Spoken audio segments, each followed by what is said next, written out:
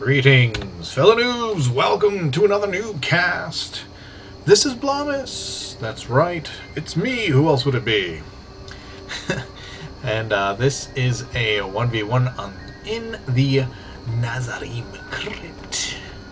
The Nazarim Crypt are players on this fine evening? Morning? I don't know, it's like 1 a.m. or something. Maybe. Protoss in the red Protoss pieces. Larius, a diamond player. And Larius's opponent, Straylight, the blue Zergian pieces. Welcome to NuubCast. If you are unfamiliar with what we do here, we love to shine the light of esports on the noobs. The guys who don't get paid to do what they do, and they do it just for the love of the game. The games, as Athene would say. Yes, we believe here at NuubCast that fun and entertaining and educational games can happen at any level of play.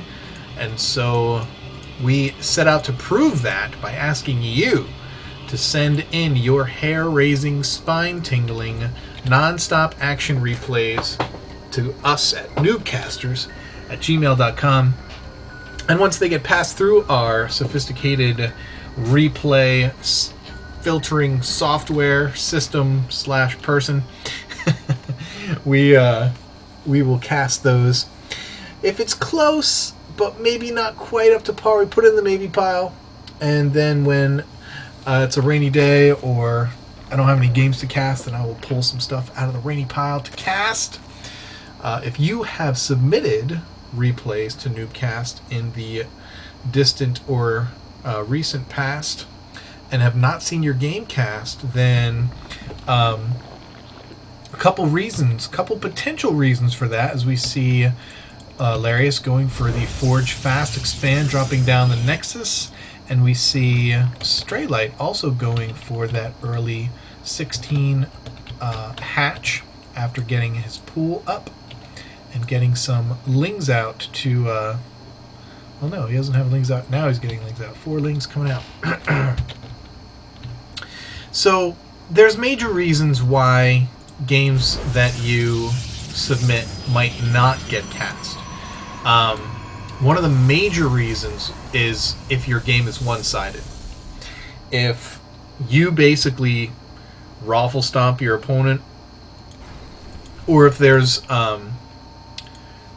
one engagement and instead of killing your opponent, you sit back and turtle up, and you're ahead the entire time and there's no chance of your opponent winning, but the game goes on for like 20 minutes more as Straylight tries to poke, get a scout,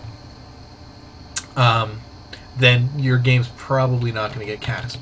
If your game is super long, like if you send me a 50-minute replay, probably not going to get cast, mostly just because people's attention spans aren't fantastic. Now, if you send me a game that's 50 minutes long but it's freaking amazingly epic and Straylight getting very early third, often the case when you see PvZ and the Protoss will fast expand, the Zerg will know that he's not going to have any kind of pressure coming in, so he's going to take that quick third as soon as he can, as soon as he's got the moolah. Even if he does not immediately saturate it, he's going to have it for extra larva, and etc. So yeah, so if it's totally one-sided, or if it's like superbly long, and again, the exception to really long games are if they're like totally baller, I will cast them, and I may just fast forward through like turtley type parts, just in the interest of shortening the game length to suit your very attention deficit minds. Mine too. I'm with you in that. Another reason, that brings us to another reason why your game may have not get cast. If your game basically has you sitting back, turtling up, you and your opponent, and it's basically one engagement and then the game's over and you're done, that's not very interesting. And so we tend to shy away from those types of games. Again, if there's reason to cast it, like something cool happens or something, then we do make exceptions, but the general rule is, as Larius Zealot getting taken out by numerous Zealots, the general rule on that is if it's a one and done type game, or if there is, or just like a tremendous amount of turtling, it's probably not going to get cast. So yeah, those are the three major reasons why your game may not have gotten cast. We see layer tech going down for Straight Light. Exceedingly one-sided, turtling one and done type games, or basically uninteresting. I mean, sometimes you can play a game and you'll finish that game and you'll be like, holy crap, that was awesome, but you don't watch the replay. And sometimes adrenaline gets the best of us, and we finish a game and we're like, holy crap, that was so amazing, it was so close. But then you go and watch the replay and you realize that after that first engagement, you're 75 foot ahead, and you're playing like it's even, and you can't believe that this game's still even going on, and you think you feel like you escaped by the skin of your teeth, but really you totally wrecked shop, and he is like completely flailing, trying to catch up again, but you're totally ahead. And so if you ever have games like that, I recommend watching the replay to make sure that they were as epic as you feel that they were. And Straylight's just trying to poke in with his Zealots, trying to make sure, trying to get as much information as he can, and Larius doing his best to and doing the right thing and keeping that information from being found out.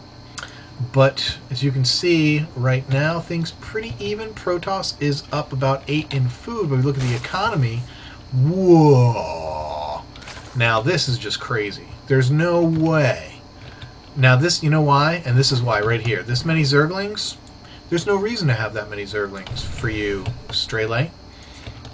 This is not. It's just not necessary at this point. Okay, you're gonna get Banelings. You're gonna try and bust that front. That's cool. But you could still be making drones at a much better rate and be much closer economically, because there's no reason that a 2-base Protoss should be crushing you like this economically. There's just no reason for that to ever happen. You should be so far ahead economically. But not going to move out, going to move back, and I guess wait. Going to see what's going to happen with these Lings and Banelings.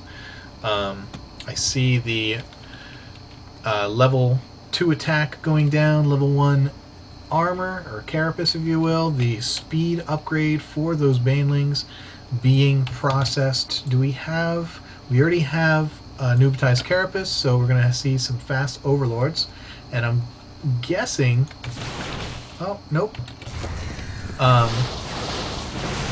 not the greatest force fields. If this fourth one was placed over here, it would have trapped a bunch of Lings in there, could have made something out of it. More Banelings going down, that speed upgrade going to be finished. There's the new Matized Carapace finishing up, but once he gets the Ventral Sacs, that's really when these Banelings become very effective against Protoss. Banelings, really good against Zealots, not so much against Stalkers. Good against Sentries too, but if the micro is good, Banelings should never ever touch your army. You should be able to force field them off, and especially if they are not upgraded, you should be able to force field them off and kill them with your Sentries and Stalkers. They should basically never touch you on the ground. Now, Baneling, here's the Ventral Sacs. Boom, here's what we're talking about. Once the Ventral Sacs complete and you're able to do drops, then forget it. Banelings completely own Protoss, and I'm surprised. We saw them used a little bit. We saw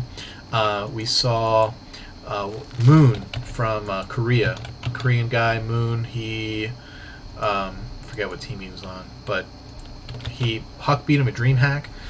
He was one of the first guys to really utilize Baneling drops. Now here's what I'm talking about. Great job by Larius force fielding out these Banelings. Unfortunately, it wasn't the best job because, you know, they were still able to get in and attack, but really good. Basically saved most of his army. Now the rest of these are going to be able to come in. He's out of energy on his sentries. They're going to come in, they're going to kill everything, and he's going to have to run away, Larius is. And he's basically has cleaned up the entire Larius army. But you saw, so therefore you saw both sides of it. You saw what good force fields can do, saving your army, and you saw what bad force fields can also do. Way too many lings for Larius to kill with just these zealots. In fact, ooh, that was terrible. Oh, I guess he was just sniping that Nexus with the Banelings. Wasn't even trying to fight. That's cool. I get it. Leaving a Zergling behind to eat something. I hear Zergling chewing on something. Oh, maybe he's dead now. Anyway, Larius back here, making High Templars, making Archons. Archons really good against Banelings. You know, they have 350 armor, so obviously going to take a lot of Banelings to kill them. In this case, 6 or 7, maybe 8. But now they're being loaded up into the Overlords, which is really where they are super effective against Protoss. Cannot be blocked by force field at all. And basically what you need as Protoss to deal with Baneling drops is sick blink micro to pick off the Overlords and hope you can kill enough of them before the Banelings drop. That's basically your hope, because you know, look at it here. If your army is here and you get vision of those incoming Overlords, they're already queued up to drop here. So you blink back and start picking them off out of the sky before they even start to drop those Banelings, then it's really the only way to get yourself in shape. Common mistake, like bringing in too many units to kill, like harassing Zerglings and stuff. Okay, here it comes. Big drop, gonna kill all of these. Holy crap, it's not even gonna be close. There's not gonna be anything left here. Wow. Yeah, every single unit in Laria's army is dead. But this is what happens when you use Banelings as your main force. Look at the food. They are totally even. Totally even. And that's because Banelings are not cost efficient. They will kill a whole army, but it's going to take an entire army of them to kill your opponent's army. So even if you get way ahead and kill their army, you are still going to be at a disadvantage. The difference being, of course, that as Zerg, you can replenish your army much faster than your Protoss and Terran counterparts. Usually. Oh, look at this. This is going to be a secret Baneling drop. Where's he going? He wants to go over here. We'll have to keep an eye on that, see how he does. A bunch of Zealots and some Archons over here. Archons, obviously, really good against Zerglings that basically one shot, if they're in a good group, can kill like 3 of them or 4 or 5 of them. You know, Archons do like 53 HP per shot. What is it? 43 versus Bio, and they have splash damage as well, so they can kill a crap ton. But here we go. Looks like we're gonna be. Is he gonna morph some more? Oh, what happened over here? Did I miss it? Did I missed it? Oh yeah, I have to back up. Sorry, I hate doing this in the middle of the game. Like I really hate it. But if I missed that, did I go too far? Oh, he changed his mind.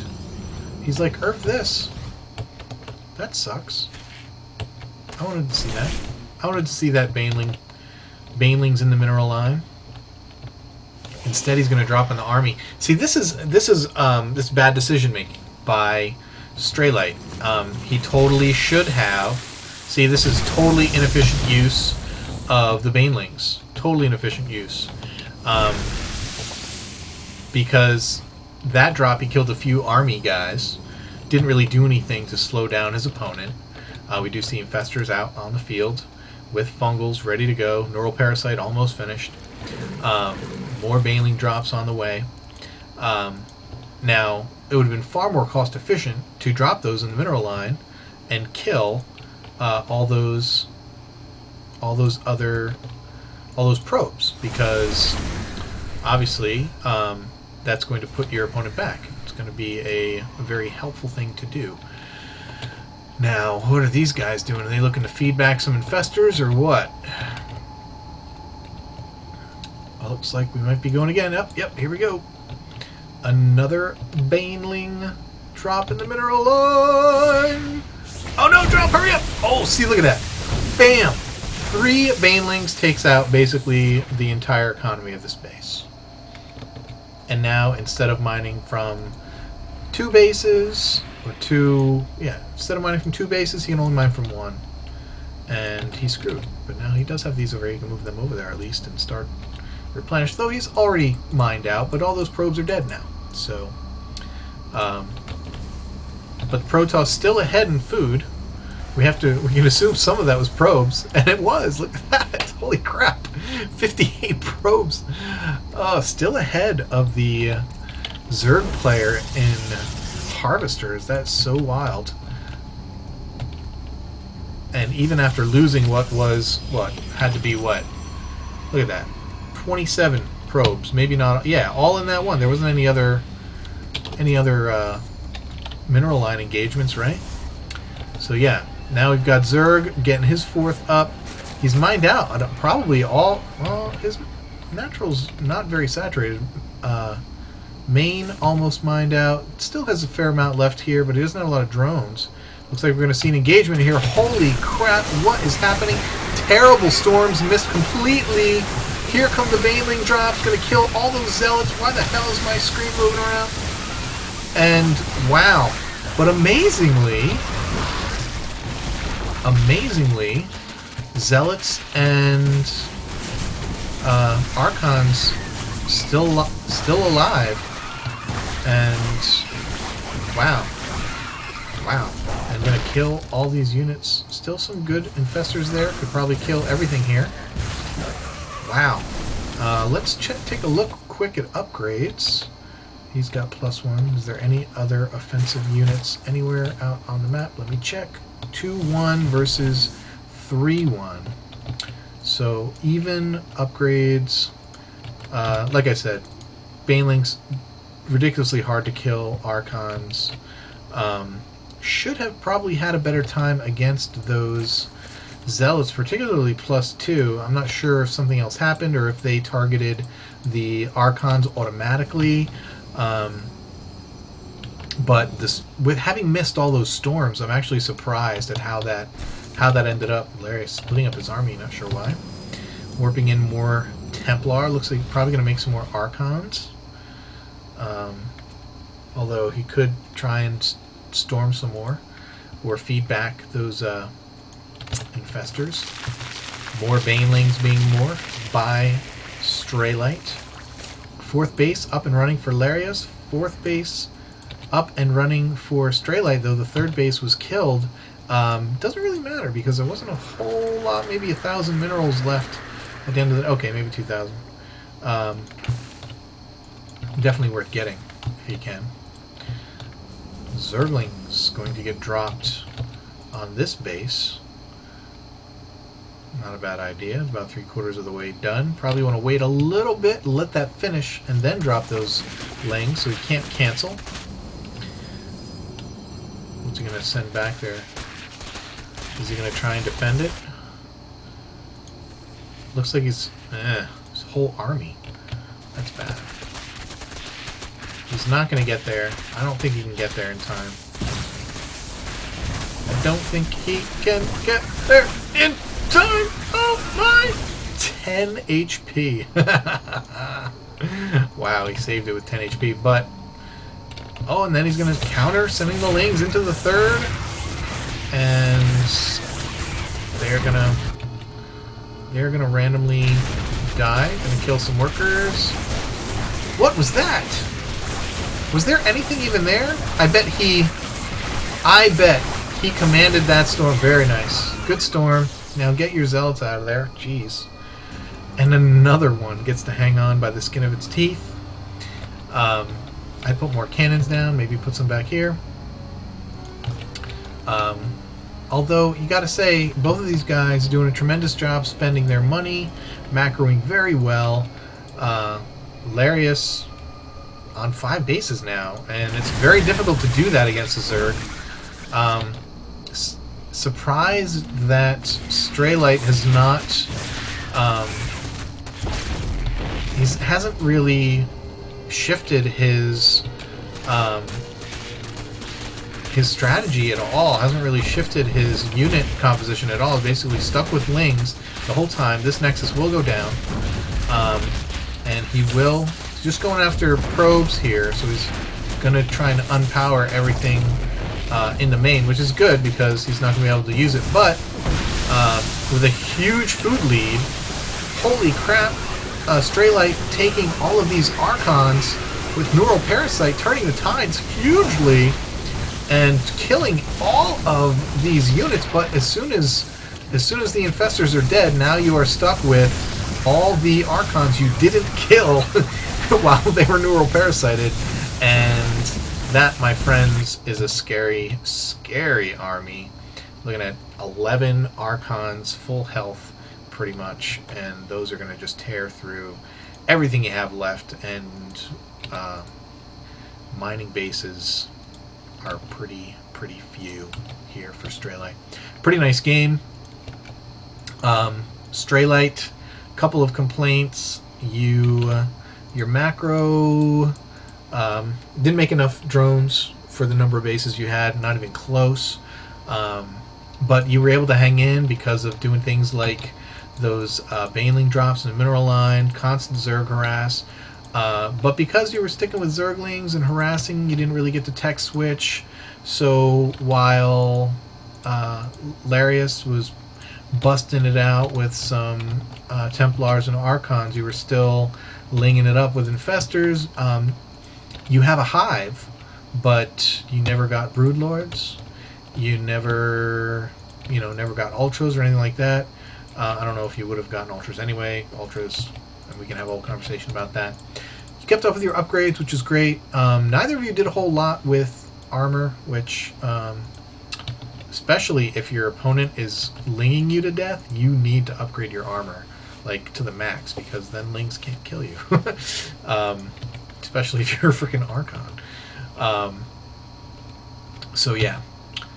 That's about all I got to say. I'm sure I could come up with more, but hey, it's been a long game, so let's call it a game and say hasta la pasta, whatever the hell that means. See you until the pasta. Is what it literally translates to. Until pasta. Until the pasta. Yeah, baby. Keep climbing that ladder, y'all. Peace.